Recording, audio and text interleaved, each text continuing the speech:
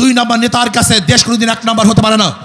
যারা চোরের সাথে সম্পৃক্ত, ডাকাতি করে, লুট করে, ধর্ষণ করে, খুন করে, মানুষের অধিকারকে ধ্বংস করে, তাদের মাধ্যমে মানুষের অধিকার প্রতিষ্ঠিত হতে পারে না। আপনারা দেখেছেন আজকে বাংলাদেশের অবস্থা কি চলছে।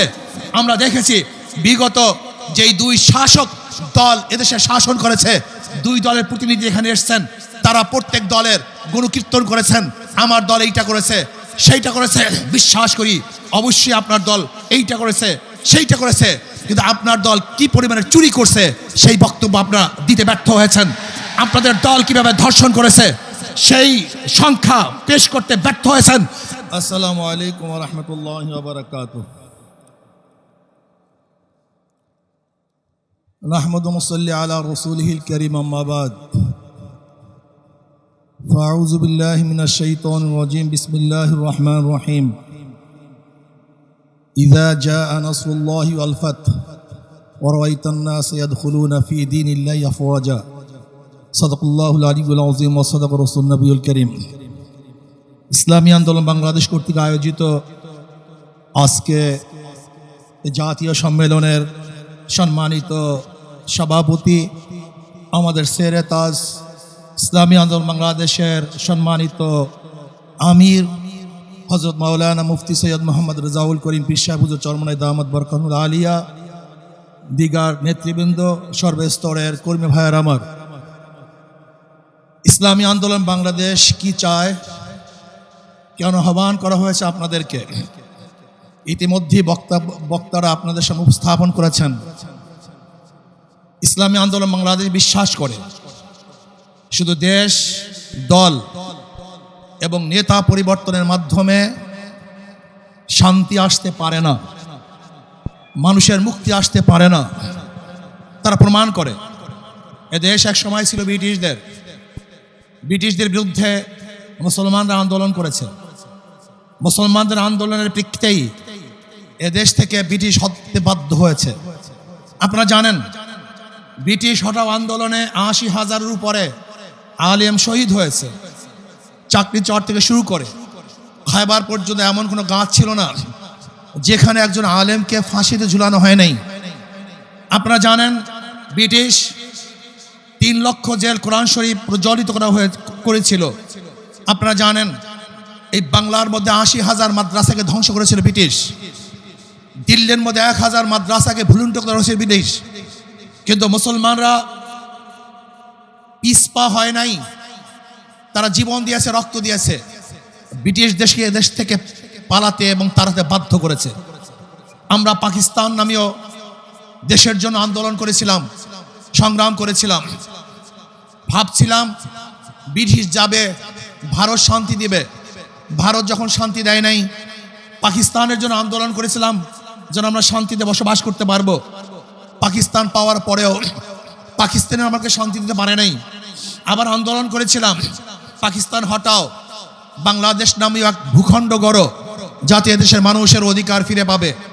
আমরা বাংলাদেশ পেলাম, লেকিন যেই কারণে আন্দোলন করেছিলাম, সংগ্রাম করেছিলাম, জীবন দিয়েছিলাম, আজও মানুষ শান্তি পায় নাই, আজও মানুষ তাদের অধিকার ফিরে পায় নাই।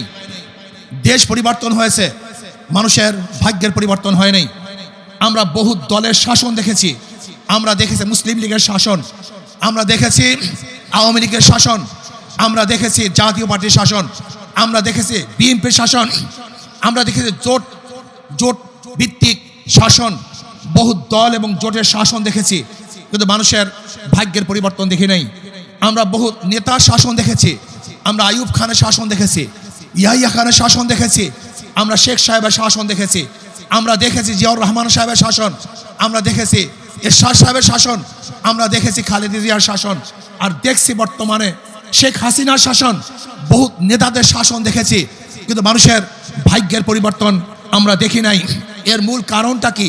আমাদের শায়খ মুর্শিদ নব্বরাল্লাহু মারকাদে বলে গিয়েছেন, মাদার গাছ লাগিয়ে আমের আশা করা যায় না। মাদার গাছ লাগিয়ে আমের আশা করা যায় না। ২ নাম্বার জমিতে ১ নাম্বার ফসল হয় না।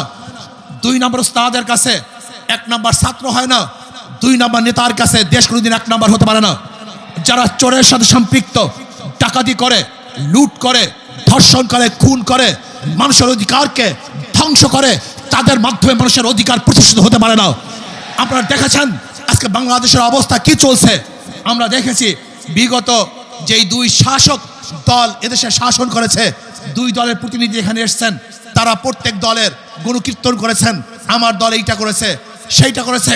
বিশ্বাস করি অবশ্যই আপনার দল এইটা করেছে সেইটা করেছে, কিন্তু আপনার দল কি পরিমাণে চুরি করছে সেই বক্তব্য আপনারা দিতে ব্যর্থ হয়েছেন।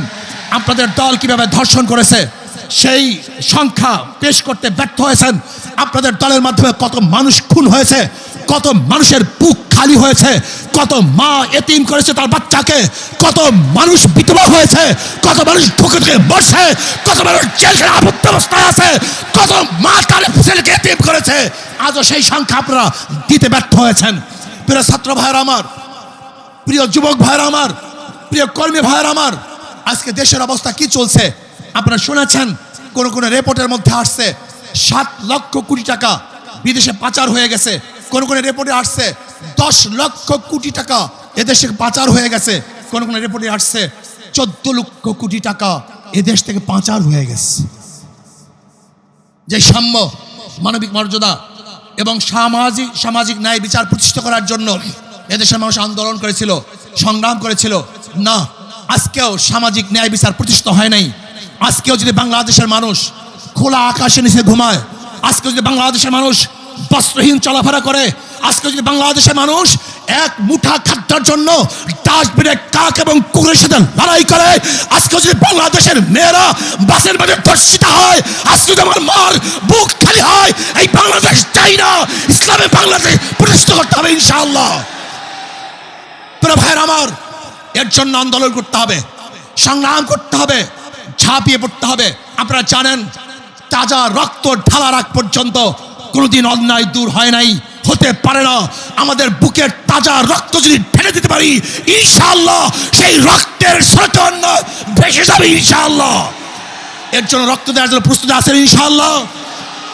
আমাদের আমির পীর সাহেব হুজুর চরমনে দামাত বরকাতুহুল আলিয়া যখনই আমাদেরকে ডাক দিবেন, পঙ্গপালের মতো যেখানে থাকবো, যেই অবস্থায় থাকবো, ঘুমের অবস্থায় থাকবো, বাহিরে নেমে আসবো, কাজের অবস্থায় থাকবো, কাজ ছেড়ে দিব, আমি প্রতিষ্ঠানে থাকবো, প্রতিষ্ঠান ত্যাগ করে রাজপথে ঝাঁপিয়ে পড়ে সমস্ত অবৈধ সরকারকে উৎখাত করে ইসলামী সরকার প্রতিষ্ঠিত করবো। আল্লাহ আমাকে এবং আমাদের সবাইকে এই কাজ করার তৌফিক দান করেন। ওমা আলাইনা ইল্লাল বালাগ। আসসালামু আলাইকুম ওয়া রাহমাতুল্লাহ।